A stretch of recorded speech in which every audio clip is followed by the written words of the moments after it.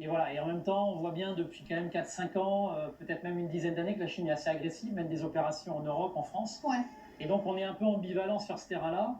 Et donc je pense que la réponse française ne sera pas une réponse très ferme vis-à-vis de la Chine. Ben, on verra ce qui se passe en France. En tout cas, merci à toi, Antoine, merci à Thomas Lafarge pour cette enquête.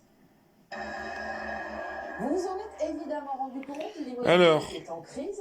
attendez une seconde, les gars. Je vais couper le son tout de suite. Je sais pas si vous avez conscience tout de suite de ce que vous venez d'entendre. Mais, il faut comprendre. Moi, j'ai vu tout le reportage. Il faut comprendre de ce qu'on parle là. C'est l'histoire d'un dissident. Donc, un dissident, c'est quelqu'un qui dévoile la vérité, on va dire, sur la dictature chinoise, qui a été menacé de mort à plusieurs reprises, à qui on a menacé... Enfin, je vais pas vous spoiler, en vérité, je vous invite tout simplement à regarder cet envoyé spécial qui date d'aujourd'hui. Donc aujourd'hui, on est le 3 mai, je sais plus, on est le jeudi 2 mai, je crois. Voilà, on est le jeudi 2 mai 2024. Et il vient de se produire un truc extraordinaire, si vous avez compris la fin du reportage. Et c'est choquant. Moi, ça m'a choqué profondément, donc je tenais à témoigner.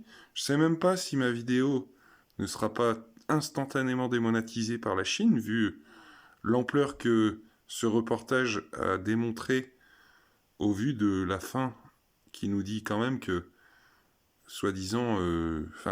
d'ailleurs, ça a même bugué pendant la première partie de mon résumé du reportage sur l'enquêteur. Sur le moment, j'ai cru qu'il buguait mon téléphone de loin. Je pense que c'est autre chose. Je pense que c'est surtout mon téléphone qui est vieux. En tout cas, c'était anecdotiquement, hasardeusement, très douteux. Et voilà. J'espère que vous allez regarder ce reportage parce que c'est incroyablement choquant vis-à-vis de la dictature chinoise et de son emprise sur même le territoire français vis-à-vis de leurs dissidents qui vivent en France.